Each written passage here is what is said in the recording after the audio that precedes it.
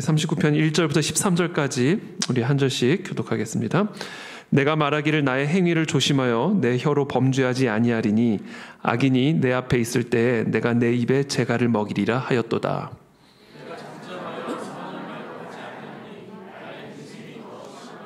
내 마음이 내 속에서 뜨거워서 작은 소리로 읊조릴 때에 불이 붙으니 나의 혀로 말하기를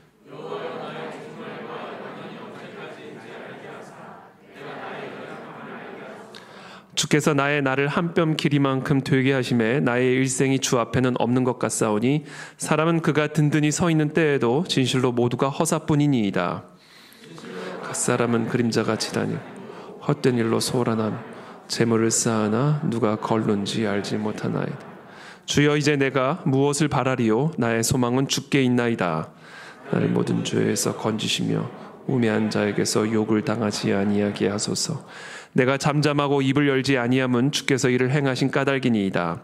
주의 징벌을 나에게서 옮기소서. 주의 손이 치심으로 내가 쇠망하였나이다. 주께서 죄악을 책망하사 사람을 징계하실 때에 그 영화를 좀먹음같이 소멸하게 하시니 참으로 인생이란 모두 헛될 뿐이니이다. 여호와여 나의 기도를 들으시오. 내가 눈물을 흘릴 때에 잠잠하지 마옵소서. 나는 주와 함께 있는 나그네 나의 모든 조상들처럼 떠도나이다. 함께 읽습니다. 주는 나를 용서하사 내가 떠나 없어지기 전에 나의 건강을 회복시키소서. 아멘. 오늘 우리의 기도가 오늘 이 설교의 제목이 되기를 축복합니다. 내가 나의 연약함을 알게 하소서. 이와 같은 은혜가 오늘 우리 가운데 임하게 되기를 축복합니다. 오늘 설교를 준비하면서 이거야말로 우리가 구해야 할 최고의 축복이다 라는 확신을 갖게 됐습니다. 우리의 모든 불행은 내가 얼마나 연약한지를 모르는 데서부터 시작이 되는 겁니다. 우리를 향하신 하나님의 은혜와 축복은 하나님의 기적의 역사들은 내가 나의 연약함을 아는 것에서부터 시작이 됩니다. 그래서 바로 이 깨달음, 내가 나의 연약함을 아는 것이 모든 기적의 시작이고 모든 축복의 뿌리가 됨을 꼭 기억하시기를 예수님의 이름으로 축복합니다. 내가 말하기를 1절의 말씀입니다. 나의 행위를 조심하여 내 혀로 범죄하지 아니하리니 악인이 내 앞에 있을 때에 내가 내 입에 재갈을 먹이리라 하였도다. 내가 잠잠하여 선한 말도 하지 아니하니 나의 근심이 더 심하도다. 자, 지금 이 다윗은 악인의 공격을 받고 있습니다. 그러나 자신을 공격하는 이 악인에 대해서 어떤 저주나 어떤 불평이나 어떤 비난도 하지 않고 아무런 대응도 하지 않기로 결단을 하고 있습니다. 그래서 내가 내 입에 재갈을 먹이고 나의 행위를 특별하게 조심해서 절대로 내 혀로 범죄하지 않을 것을, 특별히 악인이 내 앞에 있을 때에 그와 같은 범죄를 저지르지 않고 내 입에 재갈을 먹이리라 이렇게 결단을 하고 있는 것이죠.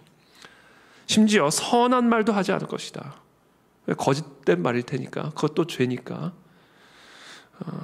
악인에게 어떻게 자기에게 악을 행하는 자에게 선한 말을 할 수가 있겠어요. 그래서 그런 말조차 하지 않고, 왜 그것조차 범죄함이 되니까 잠잠하여 나는 아무 말도 하지 않기로 결단하노라 이렇게 이야기를 하고 있습니다. 자, 그렇다면 다윗은 도대체 왜 그런 결단을 내린 것일까요? 그것은 시편 39편 9절에 그 이유를 설명합니다. 내가 잠잠하고 입을 열지 아니함은 주께서 이를 행하신 까닭이니이다. 자, 악인들이 자기를 공격하고 자기가 지금 이와 같은 환난과 고난의 지경에 처하게 된 이 모든 것은 악인들로 말미암은 것이 아니라 하나님으로 말미암은 것이었기 때문이다라고 고백을 하고 있습니다. 자, 자신을 향한 이 악인들의 공격은 표면적으로는 악인들로 말미암은 것처럼 보이지만 지금 다윗이 처한 이와 같은 환난과 고난이 표면적으로는 악인들로 말미암은 것 또는 자기에게 주어진 어떤 특정한 환경으로 말미암은 것처럼 보이지만 사실은 그 모든 것들이 하나님으로 말미암은 것이었기 때문에 자신을 괴롭히는 그 악인을 대적하면 그것은 곧 하나님을 대적하는 일이 되는 것이죠. 왜? 이 모든 일이 하나님으로 말미암은 일인데. 그래서 다윗은 입을 열지 않고 잠잠히 그 악인들의 공격을 받아들이기로, 그리고 입 뻗은 끝 하나 하지 않기로 결단을 하고 있는 것이죠. 우리는 여기서 먼저 하나님의 사람이 고난을 대하는 방식을 우리가 배우게 됩니다. 하나님의 사람이 악인들의 공격을 대하는 방식을 배우게 됩니다. 첫 번째, 고난 안에 담겨져 있는 하나님의 뜻을 분별하게 되기를 축복합니다. 지금 나를 향한 이 악인의 공격은 나를 통해서 이루고자 하시는 하나님의 뜻을 회방하고 하나님의 종된 나를 쓰러뜨리기 위한 사탄 마귀의 공격인가? 아니면 하나님께서 사탄 마귀를 사용하셔서 또는 악인을 사용하셔서 나를 책망하고 나의 뜻을 회방하여 결국 나의 뜻이 아닌 하나님의 뜻을 이루게 하시기 위한 하나님의 공격인가? 이것을 분별하는 것에서부터 시작이 되어야 된다.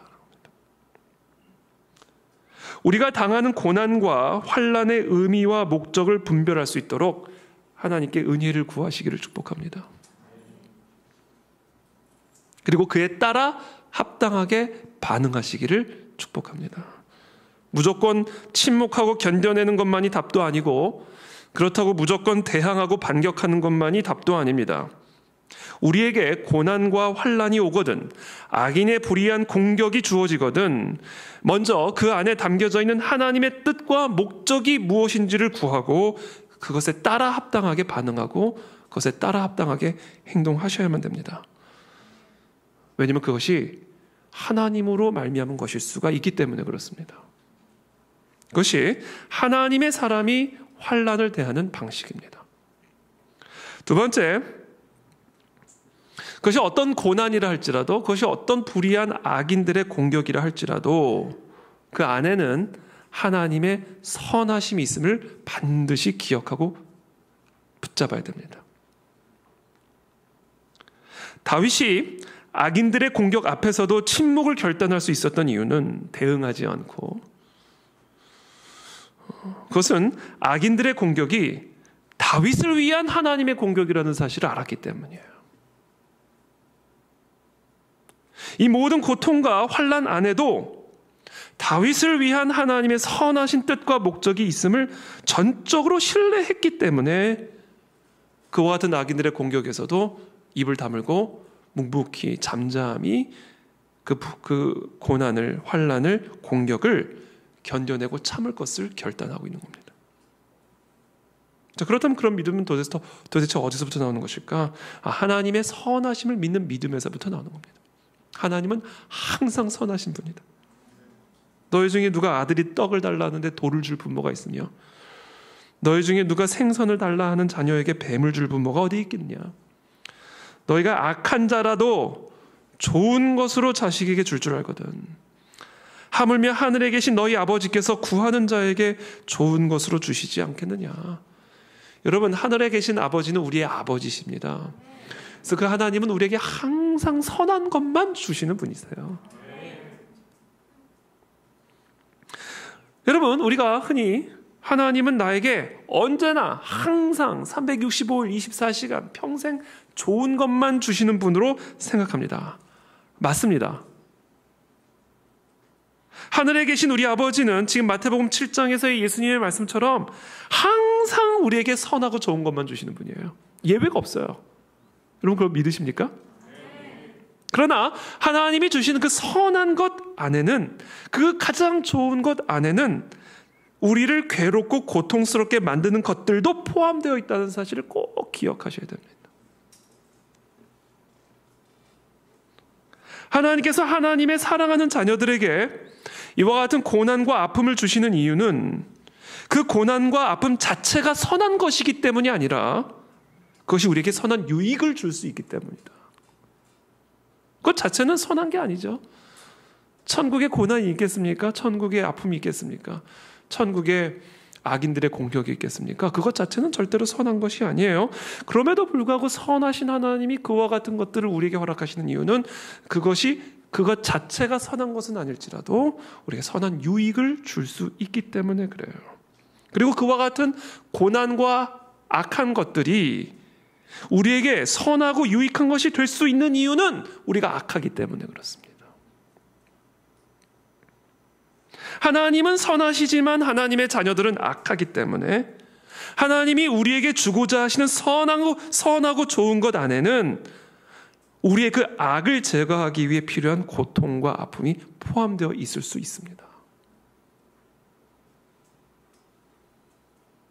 그러므로 내게 유익하다고 여기는 것만이 하나님으로 오는 것이 아니라 때로는 나에게 무익하고 심지어 나에게 해롭다고 여겨지는 것조차 하나님으로 말미암은 것임을 인정하는 태도가 반드시 필요하다. 왜냐하면 하나님은 선하시고 우리에게 항상 좋은 것만을 주시는 분이시기 때문에 그렇습니다. 그러나 혹시 지금 이 순간 이와 같은 악인들의 공격으로부터 고난과 환난을 경험하고 있는 분들이 계십니까? 여기서 말하는 악인이란 꼭 우리가 뉴스에서 나오는 그런 악인들만을 의미하는 게 아니에요. 인간의 죄성 때문에 고통받고 계시는 분들, 인간의 죄성 때문에 환난 가운데 처하게 된 분들, 그분들이 다 악인으로 말미암아 고통을 받고 있는 거죠.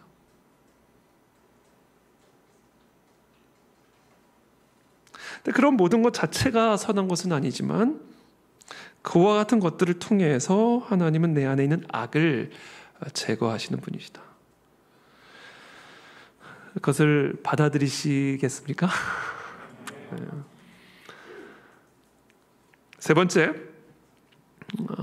하나님의 사람이 고난을 대하는 방식은 세 번째, 고난 가운데서도 고난 가운데 하나님의 선하신 목적이 있다는 것을 인정할 뿐만 아니라 그 고난 가운데에서도 하나님의 절대적인 주권이 지배하고 있음을 인정하셔야 됩니다.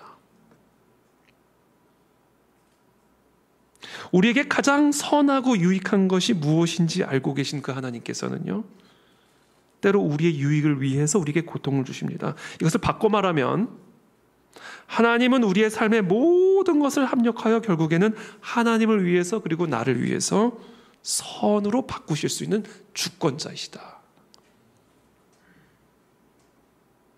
다윗은 하나님의 절대 선하심을 인정하고 있었기 때문에 하나님이 나에게 기쁨을 주든 슬픔을 주든 소망을 주든 절망을 주든 즐거움을 주든 고통을 주든 의인을 보내주든 악인을 보내주든 그 모든 일들이 결국에는 합력하여 하나님을 위하여 그리고 나를 위하여 다윗 자신을 위하여 선을 이루실 주권자 하나님임을 신뢰했습니다. 다윗은 하나님의 절대적인 선하심을 믿음과 동시에 그것이 무슨 일이든 그것을 선으로 바꾸실 수 있는 하나님의 절대적인 주권을 의지하였고 믿고 있었다. 그래서 비록 악인들이 자신을 죽이려고 공격하고 조롱하고 박해하고 명예를 훼손하고 그럼에도 불구하고 자기는 입 하나 뻥끗하지 않고 하나님 앞에서 범죄하지 않기로 결단할 수 있었던 겁니다. 왜? 이 모든 것들이 지금 자신 안에서 하나님의 절대적인 주권 아래에서 선을 이루실 것을 믿었기 때문에 그것은 결단이 가능했던 거예요.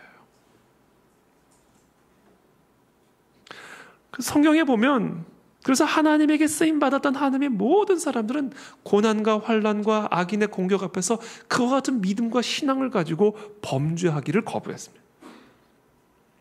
당신들은 나를 해하려 하였으나 요셉이죠. 하나님은 그것을 선으로 바꾸사 요셉을 해하려고 했던 것을 선으로 바꾸신다. 그분은 선하신 하나님이요 그분은 절대적인 주권을 갖고 계신 분이기에 나를 해하려고 하는 형제들의 그 악행을 선으로 바꾸사 오늘과 같이 많은 백성의 생명을 구원하게 하시려 하셨나니 당신들은 두려워하지 마소서. 요셉은 그와 같은 하나님을 신뢰했기 때문에 오늘 다윗처럼 하나님 앞에 사람 앞에 범죄하지 않고 꿋꿋이 그 과정을 통과함으로 하나님의 구원의 사역을 완성할 수가 있었다.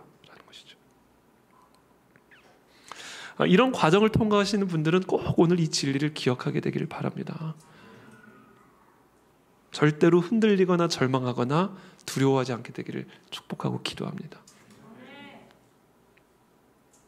여러분, 이 세상의 모든 일들 하나님으로 말미암는 거예요. 이것은 하나님으로 말미암은 거고 저것은 하나님으로 말미암은 것이 아니고 이런 게 아니라 그것이 좋은 일이든 나쁜 일이든 기쁜 일이든 슬픈 일이든 심지어 내 집에서 키우던 강아지가 태어나고 죽는 것까지 포함해서 이 땅에서 일어나는 모든 일들, 내 삶에서 일어나는 모든 일들은 단 하나의 예외도 없이 하나님으로 말미암는 것입니다. 그리고 그 하나님은 선하신 하나님이십니다.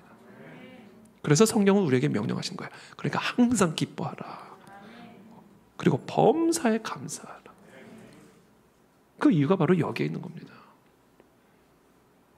이 하나님을 믿음으로 저와 여러분들의 상황이 어떠하든 항상 기뻐함으로 싸우시겠어요? 범사에 감사함으로 여러분들의 환경과 싸우실 의향이 있으십니까? 그런 은혜가 오늘 이 밤에, 그런 힘이 오늘 이 밤에 임하시기를 축복합니다.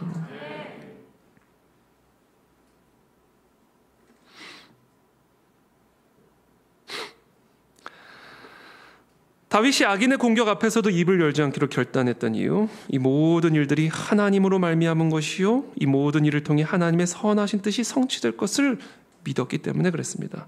그런 의미에서 지금 다윗을 공격하고 있는 악인은 악인이 아니라 다윗을 위해서, 더 나아가 하나님을 위해서 하나님의 뜻을 이루고 있는 하나님의 종인 거예요. 그래서 그 악인에 대해 입을 열고 범죄하는 것이 그 일을 허락하신 여호와께 범죄하는 일이 될 수 있기 때문에, 그래서 하나님이 이루고자 하시는 하나님의 선하신 뜻을 방해할 수 있는 일이 될 수 있었기에 잠잠하게 입을 열지 않았던 겁니다. 자, 그렇다면 다음 주제로 넘어가 보겠습니다. 그렇다면 하나님이 악인을 사용하셔서 다윗을 공격하시는 이유는 무엇이었을까요? 하나님이 그 악인을 사용하셔서 다윗을 공격함으로 이루고자 하셨던 그 하나님의 선하신 뜻은 무엇이었을까요? 다윗을 징벌하시기 위함이었습니다. 여러분, 어린 시절 부모님으로부터 종아리에 회초리를 맞아본 경험들 한번 다 떠올려 보시기를 바랍니다. 우리가 안 맞겠다고 부모님에게 대들거나 안 맞으려고 요리조리 수를 쓰면 어떻게 되죠? 한 대 맞을 걸 3대 맞고 5대 맞을 걸 10대 맞죠. 제가 왜 이렇게 잘 아냐고요? 그리고 강도도 더 세집니다. 그래서 그때는 우리가 부모님에게 맞을 때는 아파도 잠잠히 맞아야 되는 거죠. 그럼 불쌍해서라도 5대 맞을 걸 2대 맞고 2대 맞을 걸 1대 맞게 되는 거죠. 한 번만 봐주세요. 다시는 안 그럴게요. 그렇게 해야 하나님의 징벌도 떠나가게 되는 거죠. 지금 그걸 하고 있는 거죠. 10절에 9절 10절에 내가 잠잠하고 입을 열지 아니함은 주께서 이를 행하신 까닭이니이다. 주의 징벌을 나에게서 옮기소서. 주의 손이 치심으로 내가 쇠망하였나이다. 자, 악인은 하나님의 손에 쥐어진 회초리입니다. 그렇게 말씀하시잖아요. 10절에 주의 손이 치심으로 내가 쇠망하였나이다. 지금 다윗을 공격하는 악인은 하나님의 손에 쥐어진 회초리와 같습니다. 그리고 그 회초리로 인해서 내가 쇠망하게 되었으니 이제 그 회초리를 거두어달라고 하나님에게 호소하고 있는 것이죠. 여기서 우리는 아주 좀 평범하지만 아주 중요한 원리를 하나, 기도의 원리를 발견하게 됩니다. 다윗은 지금 자신을 공격하고 있는 악인을 제거해달라고 기도하고 있는 게 아니에요. 다윗은 지금 악인들에게 호소하고 있는 것이 아닙니다. 그들을 사용하고 계시는 하나님에게 호소하고 있는 거예요. 악인이 나를 해치고 있는 게 아니다라는 거예요. 악인이 자신의 삶의 주권을 갖고 있는 자가 아니라는 겁니다. 비록 악인이 나를 공격하고 있지만 다윗은 그 악인을 쥐고 계신 하나님에게 호소하고 있는 것이죠. 이 악인이 누구의 종인지를 다윗은 정확하게 알고 있었던 겁니다. 그러므로 지금 저와 여러분들의 삶에 이와 같은 다윗과 같은 상황에 놓여져 있다면 저와 여러분들의 기도의 초점은 악인들에게 맞춰져서는 안 됩니다. 그 악인을 쥐고 나를 치고 계신 하나님에게 초점이 맞춰져야 된다는 거예요.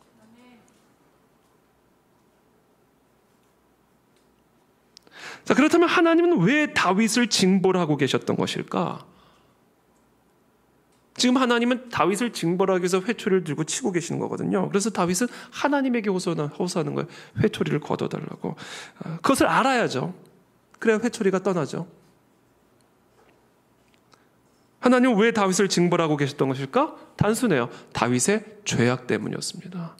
여러분, 저와 여러분들의 죄악 때문에 하나님이 회초리로 우리를 치시는 겁니다. 지금 저와 여러분들이 지금 다윗과 같은 상황을 통과하고 있다면 그것은 하나님이 우리의 죄악을 징벌하고 계신다는 거예요. 11절에 이어서 이렇게 말씀하시죠. 주께서 죄악을 책망하사. 지금 하나님은 악인을 들어서 다윗의 죄악을 치시는 일에 쓰고 계시는 거예요. 죄악을 책망하사 사람을 징계하실 때에 그 영화를 좀먹음같이 소멸하게 하시니 참으로 인생이란 모두 헛될 뿐이니이다. 고난과 환난 가운데 있으십니까? 지금 다윗처럼 악인의 공격 가운데 계십니까? 그것은 나의 죄악을 제거하시기 위한 하나님의 징벌이요 징계임을 기억하시고 잠잠하시기를 축복합니다. 우리를 공격하는 악인이 문제의 본질이 아니라는 거예요. 문제의 본질은 우리의 죄악이다. 그 악인은 하나님이 우리의 죄악을 다루기 위해 쓰시는 도구에 불과한 것이다. 그러므로 우리의 초점은 우리의 죄악이 있어야 된다는 거예요. 우리의 죄악을 제하는 일에. 그래야 하나님의 회초리도 떠나가게 되는 것이고. 그렇다면 우리의 죄악은 무엇일까요? 저와 여러분들의 죄악은 무엇일까요? 하나님은 우리들의 어떠한 죄악 때문에 회초리를 들어 책망하고 징벌하시는 것일까요?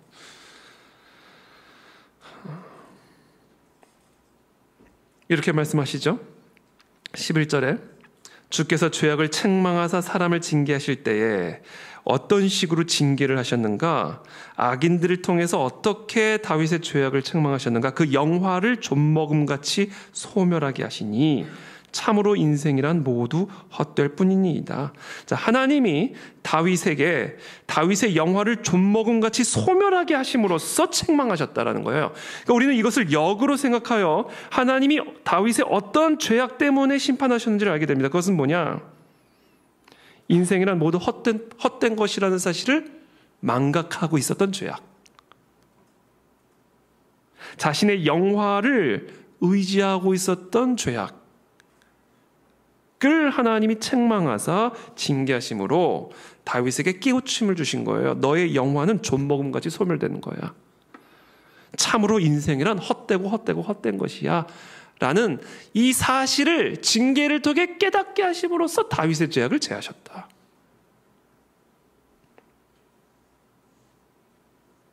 하나님은 저와 여러분들의 삶에 악인들의 공격을 통해서 그 영화를 좀먹음같이 소멸하게 하심으로 인생이란 모두 헛될 뿐인 것임을 알게 하십니다. 좀먹음의 사전적 정의가 뭐냐면요, 나무에 서식하는 벌레가 어둡고 습한 곳에서 먹은 작은 구멍을 일컫습니다. 하나님은 악인을 사용하셔서 천하의 다윗이라 할지라도 그의 영광이, 그의 권위가, 그의 명예가, 그의 부귀가, 그의 건강이, 그의 가정이, 그의 기업이, 그의 나라가 나무에 서식하는 벌레에 의해 구멍이 나고 소멸이 될 만큼 연약하고 또 연약하고 헛되고 또 헛된 것임을 깨우쳐 주고자 악인을 들어 치신 거예요. 그것을 깨우치게 하시기 위함이 하나님이 다윗을 악인으로 징벌하신 목적이요 동시에 그것의 열매였습니다. 천하의 왕이라 할지라도 결국에는 구더기밥이 될 수밖에 없는 연약하고 연약한 존재, 그것이 바로 인간이라는 사실을 깨우쳐 주시기 위해서 하나님은 악인을 들어 다윗을 치신 거예요. 그리고 그와 같은 징벌을 통해서 하나님이 다윗에게 주고자 하셨던 깨달음, 인간은 좀먹음같이 그 왕권이, 그 권위가 얼마나 휘황찬란한 것이라 할지라도, 그에게 주어진 부귀와 명예가 어떠한 것이라 할지라도 좀먹음같이 하루아침에 소멸되어지는 헛되고 헛된 것이라는 사실을 깨우쳐 주시기 위함이었다. 그것을 망각하고 있었음이 바로 다윗의 죄악이었다라는 겁니다. 그것을 아주 뼈저리게 경험한 사람, 저는 두 왕을 이야기하고 싶어요. 두 왕. 첫 번째는 느부갓네살 왕이죠. 느부갓네살 왕. 느부갓네살 왕이요, 지붕을 거닐 때 이렇게 되어 있습니다. 다니엘서 4장 30절에 보면, 나 왕이 말하여 이르되 이 큰 바벨론은 내가 능력과 권세로 건설하여, 내가 내 능력과 권세로 건설하여 나의 도성으로 삼고 이것으로 내 위엄의 영광을 나타낸 것이 아니냐? 라고 말하는 그 순간, 성경에 보면 그 말이 아직도 그 왕의 입에 있을 때에 하늘에서 소리가 내려 이르되, 느부갓네살 왕아, 네게 말하노니 나라의 왕위가 네게서 떠났느니라. 네가 그 말을 함과 동시에 네 왕위가 떠났다.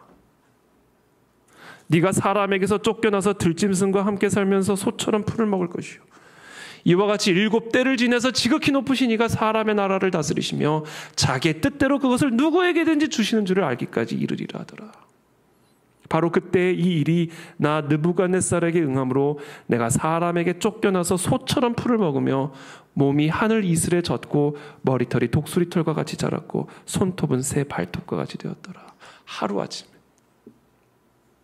이 모든 책망과 징벌을 통해서 하나님이 느부갓네살에게 주고자 하셨던 깨달음은 무엇이었을까요?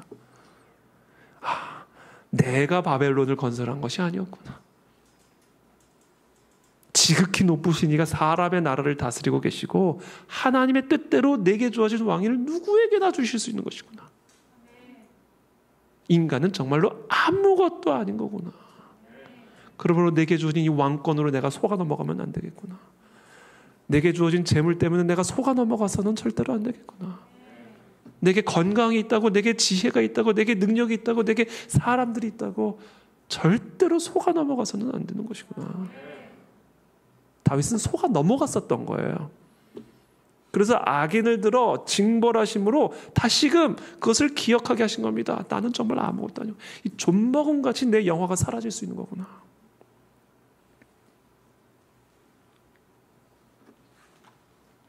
또 다른 한 왕을 된다면 누가 있을까요?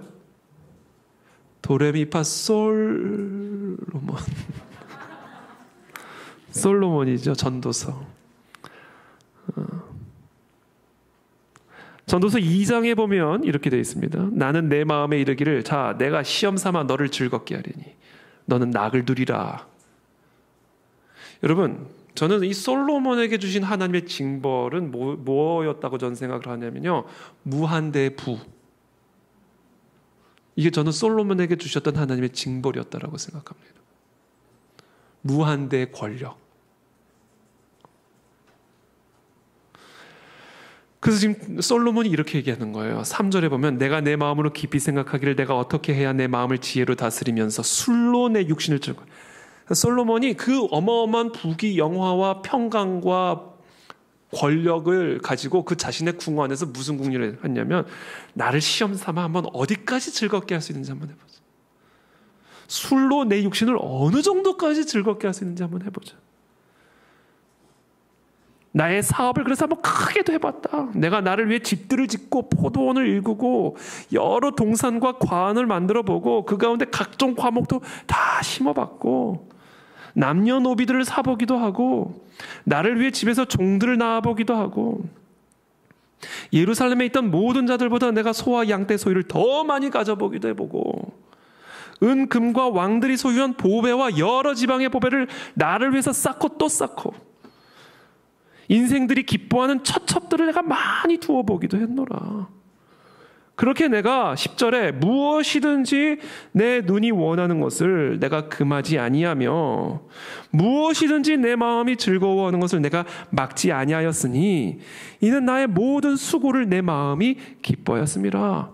이것이 나의 모든 수고로 말미암아 얻은 몫이었다. 이렇게 내가 수고하여 얻게 된 몫이었다. 그런데 그 후에 이 모든 것들을 해보고 경험하고 누려본 후에 내가 내린 결론, 내 손으로 한 모든 일과 내가 수고한 모든 것이 다 헛되어 바람을 잡는 것이며 해 아래에서 무익한 것이로다. 이게 저는 솔로몬에게 주어졌던 징벌이었다고 생각해요. 그렇게 수고해보고 그 수고로 말미암아 그 엄청난 몫을 다 누려봤는데 결론, 헛되고 헛되고 또 헛되니 정말로 헛되도다. 이 사실, 이 징벌을 통해서 하나님은 솔로몬에게 깨우쳐 주셨던 거예요. 정말 아무것도 아니구나, 인간은. 내가 이런 부귀도 가져보고 이런 명예도 가져보고 이런 권력도 가져봤지만 이 모든 게 정말 다 헛되고 또 헛된 것이군. 인간은 정말 아무것도 아닌 것이군. 저희 할머니가 말씀하셨던 생각이 나요. 저희 할아버지가 이제 요양병원에서 이제 사실 치매를 앓으셔가지고 돌아가시기 얼마 전에 이제 병문안을 갔더니 할머니가 그 할아버지를 바라보며 너무나 불쌍한 표정으로, 그리고 너무나 슬픈 표정으로, 태희야, 인생이라는 게 말이야, 사람이 오르고 또 올랐더니 글쎄 똥밭이야, 그 얘기를 하시더라고요. 사람이 오르고 뭐가 있을까 또 올라보고, 또 뭐가 있을까 또 올라가 보고, 정말 또 뭐가 있을까 또 올라가 봤더니 결국에는 나오는 게 똥밭이더라 하는 거죠.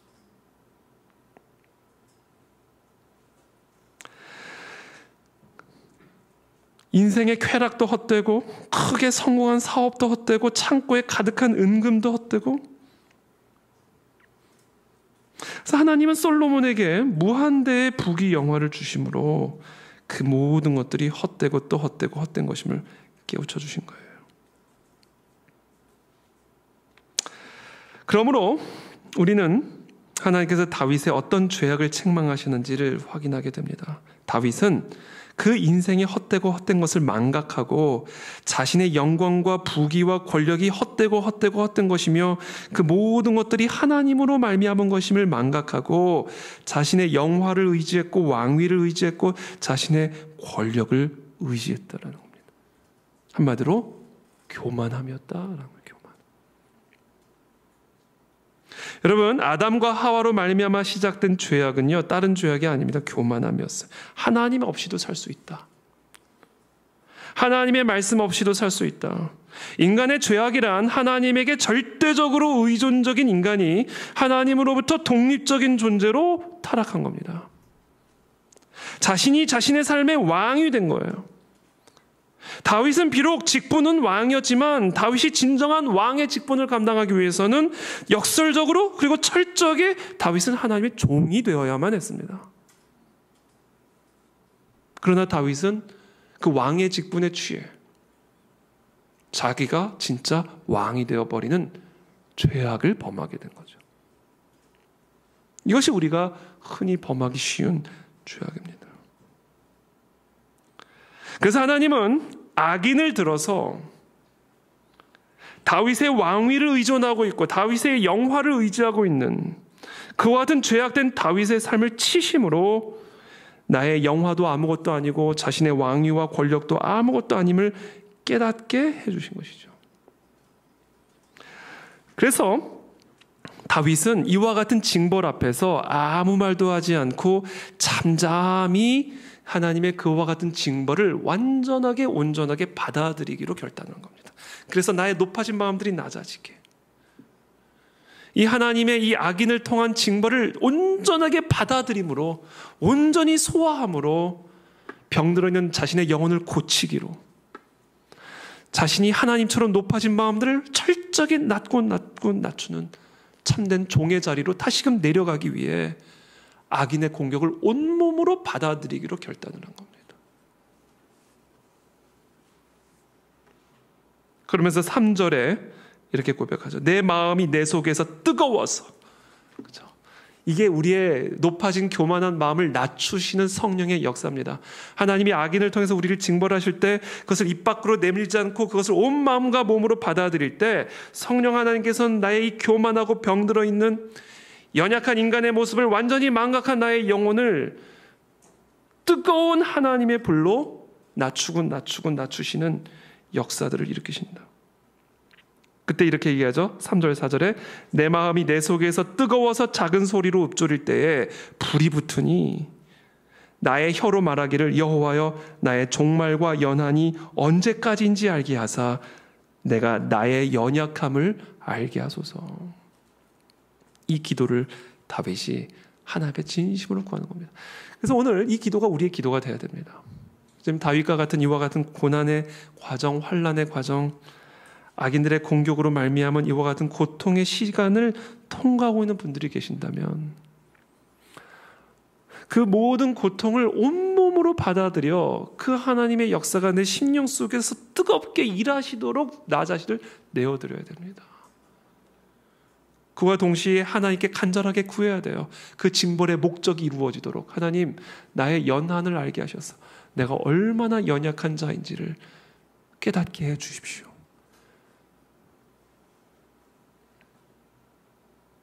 이게 오늘 우리의 기도가 되어야 됩니다. 왜냐하면 그것이 우리를 징벌하시는 하나님의 목적이기 때문에 그렇습니다. 우리가 우리의 종말과 연한이 언제까지인지 알게 되면 연약해질 수밖에 없죠. 하나님의 징계와 징벌은 바로 우리로 하여금 이 사실을 깨닫게 하기 위함입니다. 여러분, 하나님이요 정말 말씀 하나만 하셔도요 그냥 우리의 삶에 요거 하나만 건드려도 우리의 삶이 곤두박질 쳐버립니다. 저도 그런 경험 한 적이 있어요. 어제와 오늘이 달라요. 그거 하나 건드리시니까. 어제와 전화 한 통화 받으니까 어제와 오늘이 달라져 버립니다.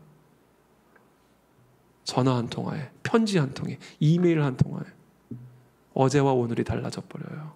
하나님이 작정하시면요 그렇게 하실 수 있는 분이다.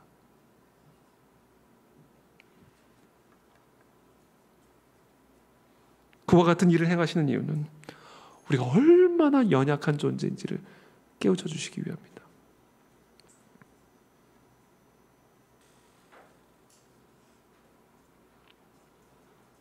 우리의 모든 삶과 죽음이 생사화복이 오직 한 분 하나님의 주권에 의존하고 있음을 여러분 기억하십시오. 그래서 내가 아무리 힘이 있고 내 재산이 얼마나 많이 있고 내가 아무리 건강하다 할지라도 그것 때문에 내가 스스로 든든히 서 있을 수 있다고 생각하는 것은 그야말로 망상입니다. 그 망상을 깨시기 위해서 하나님은 악인의 밧줄을 들어 다윗을 치신 거예요. 이거 망상이다. 돈이 있다고 든든하다고? 번듯한 직장이 있으니까 너의 삶이 든든하다고? 너에게 명예가 있고 권력이 있다고 너의 삶이 든든하다고? 그게 얼마나 심각하고도 대단한 망상인지를 내가 보여주마. 그래, 악인을 들어 치시는 거예요. 여호와께서 집을 세우지 아니하시면 세우는 자의 수고가 헛되며 여호와께서 성을 지키지 아니하시면 파수꾼의 깨어 있음이 헛되도다. 너희가 일찍이 일어나고 늦게 누우며 수고의 떡을 먹음이 다 헛되도다. 열심히 일한다고 되는 게 아니에요, 여러분. 하나님이 집을 세워주셔야 집이 세워지는 것이고 하나님이 지켜주셔야 지켜지는 겁니다. 우리는 절대적으로 하나님에게 의존적인 존재예요. 그것을 깨우쳐 주시기 위해서 악인을 들어 지금 다윗을 치시는 것이고 다윗을 하나님이 그렇게 치심으로 말미암아 다윗 안에 그와 같은 심령이 회복이 된 거예요. 이게 모든 게 하나님이구나. 다시는 속아 넘어가면 안 되겠구나.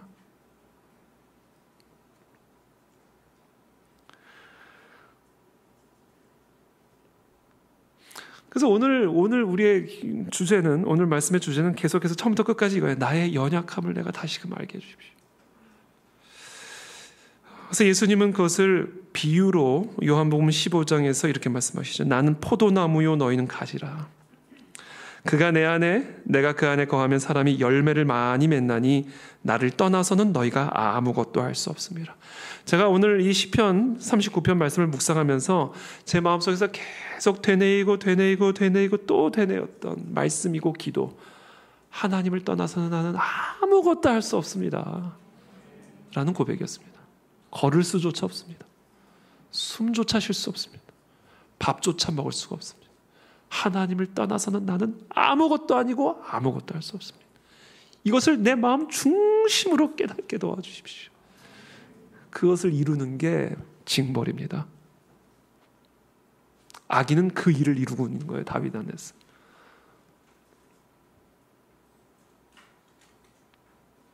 그러면서 요한복음 15장 6절에서 이렇게 말씀하시죠. 사람이 내 안에 거하지 아니하면 가지처럼 밖에 버려져 마르나니. 그러니까 나는 포도나무고 너희는 가지인데 만약에 이 가지가 이 포도나무 안에 거하지 않으면, 포도나무에게 붙어 있지 않으면, 이 포도나무로부터 떠나버리면 그 가지는, 그 가지가 느부갓네살이든 다윗이든 솔로몬이든 다니엘이든 삼손이든 그 사람이 누구든 그에게 주어진 것이 무엇이든 가지처럼 말라버린다.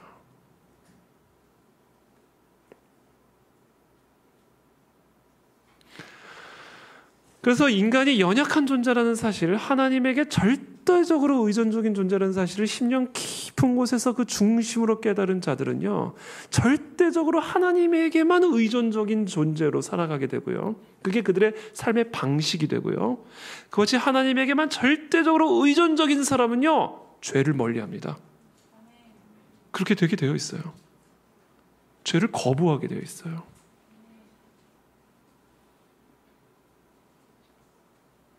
그러므로 모든 의로운 삶은 결국 인간의 이 연약함, 절대적인 의존성을 깨닫는 일에서부터 시작이 되는 거예요.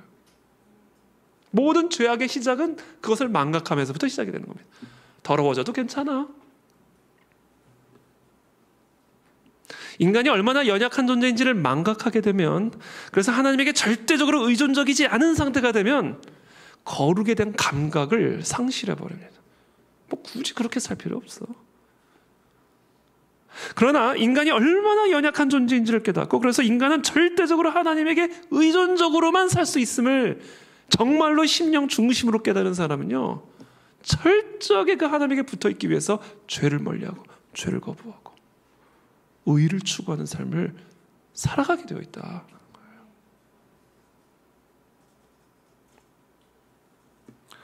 그래서 모든 복의 시작, 모든 의로움의 시작, 모든 하나님의 형통한 은혜의 시작은요, 나의 연약함을 아는 것에서부터 시작이 된다는 거예요.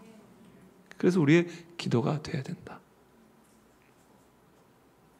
그래서 여러분, 오늘 우리가 기도할 때는 하나님 이 문제도 해결해 주시고 저 문제도 해결해 주시고 이 사람도 좀 고쳐주시고 저 문제도 빨리, 저 사람도 좀 빨리 좀 변화되게 해주시고, 문제 해결을 위해서, 나의 밖에 있는 문제 해결을 위해서 기도하지 말고 오늘은 하나님 내 안에 있는 문제를 해결해 주십시오.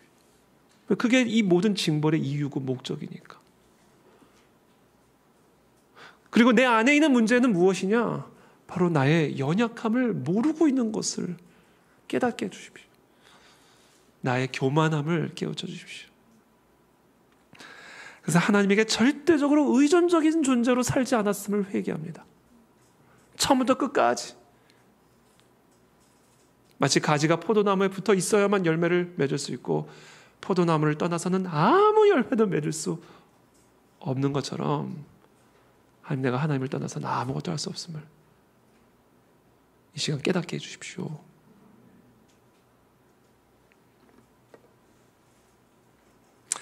(39편) 6절의 말씀이죠. 진실로 각 사람은 그림자같이 다니고 헛된 일로 소란하며 재물을 쌓으나 누가 거둘는지는 알지 못하나이다. 우리 그림자 같다 이렇게 얘기하죠. 각 사람은 그림자 같다. 우리는요, 실체가 없는 그림자 같은 존재입니다. 그림자는 실체가 없죠.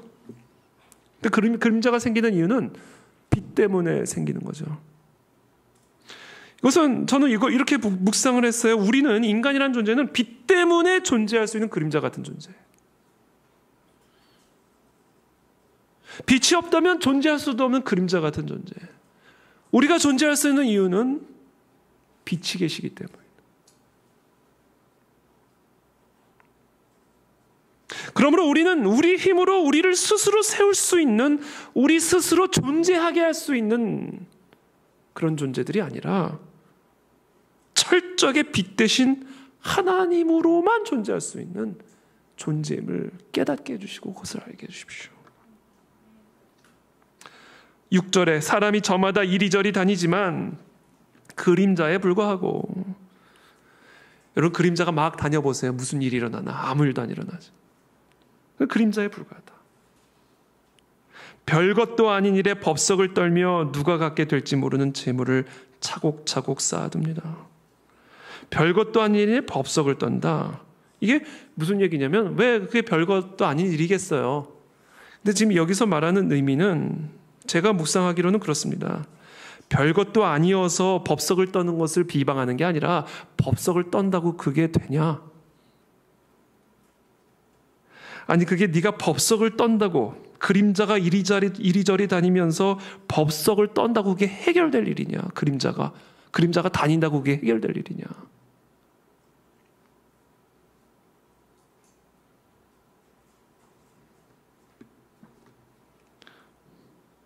인간의 무지함, 인간의 무능함, 인간의 어리석음, 인간의 연약함. 하나님에게는 그것이 별것도 아닌 일이지만 너희에게는 그것이 별 일이죠. 그렇죠? 그런데 그것이 너희가 다닌다고 이리저리 법석을 떨고 다닌다고 될 일이냐? 그래서 고난은, 징벌은, 악인들의 공격은 결국 우리 안에 이것을 깨우쳐주는 거예요. 이 감각을 깨우쳐주는 거예요. 우리의 무익함, 우리의 무지함, 우리의 무능함, 이 감각이 우리 안에서 다시 살아나게 만듭니다. 그리고 그것이 정말로 큰 복이 된다. 그 복을 다윗은 알기에 악인들의 공격 앞에 입 하나 뻥긋하여 새 나가지 않도록 그 에너지를 완전히 흡수하여 자신의 모든 죽어있는 교만함에 의해 죽어있고 마비되어 있는 감각들이 다 살아나 내가 얼마나 연약하고 무능하고 무지한 존재인지, 그림자 같은 존재인지, 하나님에게 절대적으로 의존해서만 존재할 수 있는 존재라는 사실을 세포 하나하나가 다 깨달아 알 수 있도록 그 모든 불같은 시험을 온몸으로 받아들이기로 결단을 하는 거죠. 가난하지 않은 마음이 죄악입니다, 여러분. 부유한 마음이 죄악입니다. 자신을 의지하고 신뢰하는 마음이 죄악이고요. 하나님에게 절대적으로 의존적이지 않은 독립적인 마음이 죄악입니다. 하나님을 떠나서는 아무것도 할 수 없다라는 사실을 모르는 마음이 죄악입니다. 그 죄악을 제거하기 위해, 책망하기 위해 하나님은 사탄도 사용하시고요, 악인도 사용하셔서 나를 치게 하십니다. 그래서 내 안에 가난한 심령을 회복시키십니다. 금요일에 놀러가 있을 사람을 기도의 자리로 인도해 주십니다. 새벽에 잠자고 있을 사람들을 교회의 기도의 자리로 인도하시는 것이죠.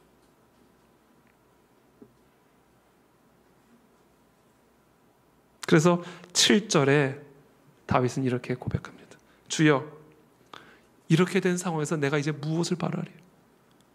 나의 소망은 오직 주께 있나이다. 이게 하나님의 징벌의 궁극적인 목적이고 열매입니다. 주님, 나의 연약함을 알게 하여 주시고, 그래서 나의 모든 소망은 오직 여호와 하나님 한 분에게만 있음을 가르쳐 주옵소서. 8절에 나를 모든 죄에서 건지시며 우매한 자에게서 욕을 당하지 아니하게 하소서. 하나님, 이 사실을 또다시 망각하여 또다시 죄 가운데 빠지지 않게, 그래서 우매한 자에게서 또다시 욕을 당하지 아니하도록 나를 이 죄악의 늪에서부터 나를 건져내 주십시오.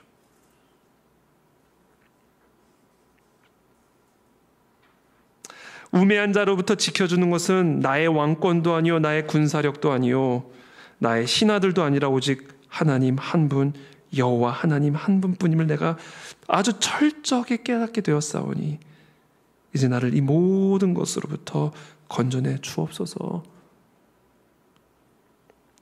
그래서 여러분, 결론적으로 이와 같은 깨달음을 갖게 된 자에게서 나타나는 아주 중요한 행동이 있어요.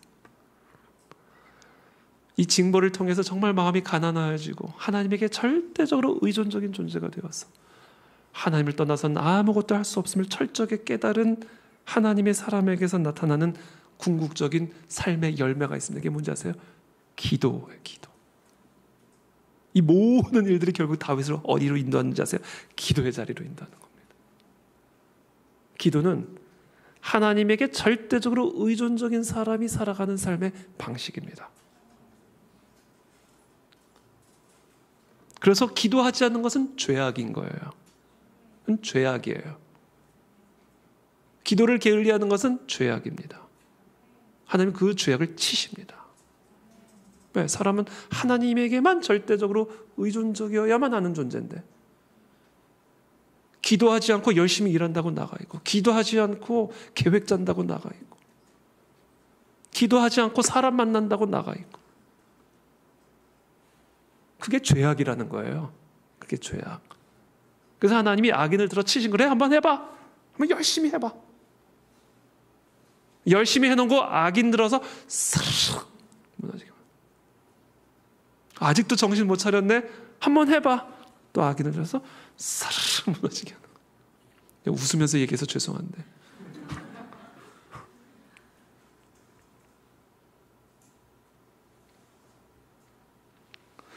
그래서 하나님의 사람이 자신에게 주어진 이 모든 환난과 고난과 악인들의 공격에 대응하는 방식은 하나님의 절대적인 선을 믿고 하나님의 그 절대적인 주권을 믿고, 그래서 그 사람은 항상 기뻐하며 범사에 감사하되 쉬지 않고 기도합니다. 쉬지 않고 기도해요. 쉬지 않고 기도합니다. 이게 그 사람이 살아가는 삶의 방식이에요. 기도는 그래서 우리의 호흡이 돼야 되는 거예요. 사람이 쉬지 않고 하는 거 딱 하나예요. 호흡이에요. 살아있는 사람이 쉬지 않고 하는 것은 세상에 딱 하나만 있습니다. 호흡하는 거. 기도는 호흡이에요. 그래서 저는 저도 더 많은 기도를 해야 되겠지만 기도 계속 기도하면서 사니까 마음속에도 그렇고 입으로도 중얼중얼. 한 번은 어머니랑 식사를 하는데 제가 주여. 그래서 막 사탄아 물러가라. 어머니가 태희야 왜 그래?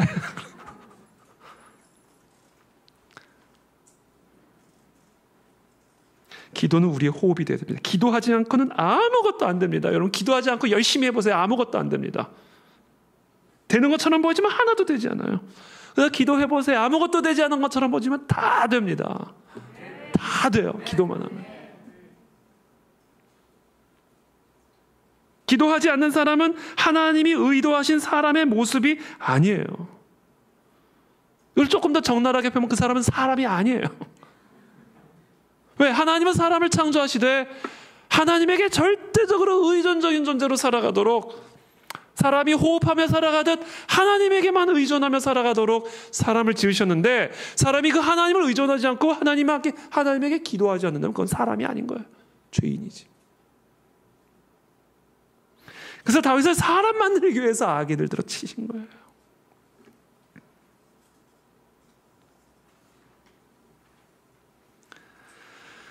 (12절에) 여호와여 나의 기도를 들으시며 나의 부르짖음에 귀를 기울이소서.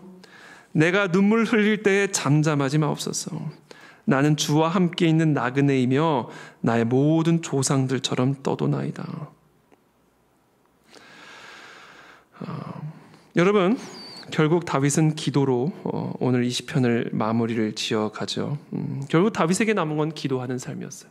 이 모든 폭풍우가 지나가고 남은 다윗 안에 남은 유일한 열매. 마치 봄바람이 불면 꽃이 피고 가을바람이 불면 추수가 일어나고 단풍이 일어나듯, 하나님의 이와 같은 악인의 광풍이 지나가고 나면 우리 안에서 남는 단 하나의 열매, 기도하는 삶이다. 그게 남아요, 우리 안에. 그것만 남으면 다 되는 거죠. 다 날아가도 상관없어요. 기도하는 삶만 우리 안에 남아있으면 우리는 모든 것을 다 얻은 것이나 마찬가지다는 거죠. 그러므로 여러분, 제가 오늘 여러분들에게 도전하고 싶고 권면하고 싶은 것은, 하나님이 우리에게 환난을 주시는 이유가 바로 이것 때문이니, 그러므로 우리의 기도의 방향과 목적이 좀 달라질 필요가 있습니다. 하나님에게만 소망을 두는 자, 하나님에게만 절대적으로 의존적인 자가 되는 것, 자신의 무지함과 연약함을 철저하게 깨닫고 기도가 호흡이 되는 자가 되는 것, 이와 같은 자가 되는 것이 문제 해결의 방식이다. 그것만 힘쓰십시오. 그것만 힘을 쓰시면 됩니다. 사업이 열리고 안 열리고, 병이 낫고 안 낫고, 태문이 열리고 안 열리고, 원수들의 공격이 사라지든지 사라지지 않든지, 거기에 우리의 너무 지나친 신경을 쓰지 않게 되기를 바랍니다. 그건 그냥 하나님이 쓰신 도구예요. 지금 하나님의 손에 쥐어진 도구라고요. 무엇을 위한? 우리로 하여금 우리의 연약함을 알게 하기 위한 도구에 불과한 거예요. 그러니까 도구 붙잡고 이걸 어떻게 해야 되나 저렇게 해야 되나, 우리의 기도의 방향을 좀 바꿀 필요가 있다라는 거예요. 하나님, 내 연약함을 알게 해주십시오. 이 고난을 통해, 이 환난을 통해, 이 어려움을 통해 내가 얼마나 연약하고 하나님에게 절대적으로 의존해서만 존재할 수 있는 존재임을 깨닫게 도와 주시옵소서. 그러면요, 아무 일도 안 일어나는 것처럼 보이지만 하나님은 그것을 통해서 결국 열매를 맺게 하십니다. 자, 결론을 오늘 말씀을 좀 맺겠습니다. 저는 오늘 이 말씀을 묵상하면서 이 포도나무와 가지의 비유를 계속 떠올리면서 기도했어요. 그래, 나는 가지지. 내가 포도나무가 아니지, 나는 가지지. 그러니까 나는 가지만 되면 되는 거야. 가지만 되면 되는 거야. 그 가지가 포도나무에게 붙어 있기만 하면 되는 거야. 내가 하는 게 아니야. 나는 붙어 있는 게 내가 할 일의 전부야. 그러면 열매는 나오는 거야. 내가 뭐 열매를 맺기 위해서 뭘 하는 게 아니야. 그냥 나는 붙어 있기만 하면 열매는 나오는 거야. 그렇게 기도를 막 하루 종일, 정말 그 기도만 하루 종일 하고 나오는데요. 느낌이 어떤 느낌이었냐면, 이건 좀 나눠야 돼요. 내가 너무 아무것도 아닌 것처럼 느껴지는 거예요. 근데 그 느낌이 썩 좋지는 않았어요. 그 느낌이 정말 아무것도 아닌 존재가 돼서 제가 기도의 자리에서 일어섰거든요. 그래서 이제 교회 밖을 나가는데 그 기분이 썩 좋지는 않아요. 뭔가 해야 될 것 같은데 뭔가 좀 허전한 것 같은 느낌. 근데 그때 성령께서 제 마음속에 이렇게, 바로 그 상태가 열매 맺는 마음의 상태다. 너가 해야 할 단 하나의 일은 나에게 붙어있는 것 외에는 아무것도 없다. 이 가지란 말을 바꿔서 표현하면 통로라고 저는 또 묵상을 했어요. 통로의 생명력이 어디에 달려있는지 아세요? 어디에 붙어있는가에 달려있는 거예요. 오물통에 통로가 붙어있으면 그 통로는 오물통이 흘러나오는 통로가 되는 것이고, 생명수에 그 통로가 붙어있으면 생명수가 흘러나가는 통로가 되는 겁니다. 우리는요, 통로예요. 통로가 되어야 됩니다. 포도나무가 아니라, 생명의 원천수가 되는 게 아니라 통로만 되면 돼요. 그리고 그 통로가 하나님에게 붙어만 있으면 그 하나님의 생명의 물이 우리를 통해 우리 가정으로 흘러들어가고 우리 기업으로 흘러들어가고 이 나라와 이 민족 가운데 흘러가게 되는 것이다. 그것이 바로 열매 맺는 삶의 원리요 비결이다. 그래서 개인적으로 이렇게 적용을 했습니다. 하나님, 우리 그 안에 진리교회를 통해서 하나님의 놀라운 생명수가 우리 성도들의 삶에 흘러들어갈 수 있도록, 이들의 가정 가운데 흘러들어가고 이 나라와 이 민족 가운데 흘러들어갈 수 있도록 하나님, 제가 통로가 되기를 원합니다. 가지가 되기를 원합니다. 그 일을 위해서 내가 할 수 있는 일은 아무것도 없습니다. 그저 아버지에게 붙어만 있겠습니다. 윌버포스 크리스천 스쿨, 하나님, 정말 미약하게 시작하지만 하나님에게 붙어만 있겠습니다. 그러면 우리가 상상할 수도 없었던 하나님의 일들이 일어나게 될 줄을 믿습니다. 그러니까 너무 마음이 가벼워요. 붙어만 있으면 돼요. 여러분, 뭐를 하려고 하지 말고 하나님에게 붙어 있는 것이 저와 여러분들의 유일한 일이 되시기를 예수님의 이름으로 축복합니다. 그것을 위해서 다윗에게는 이와 같은 책망이 필요했던 거예요. 다윗은 결국 그리스도가 이 땅에 오시게 하는 통로의 역할을 감당했습니다.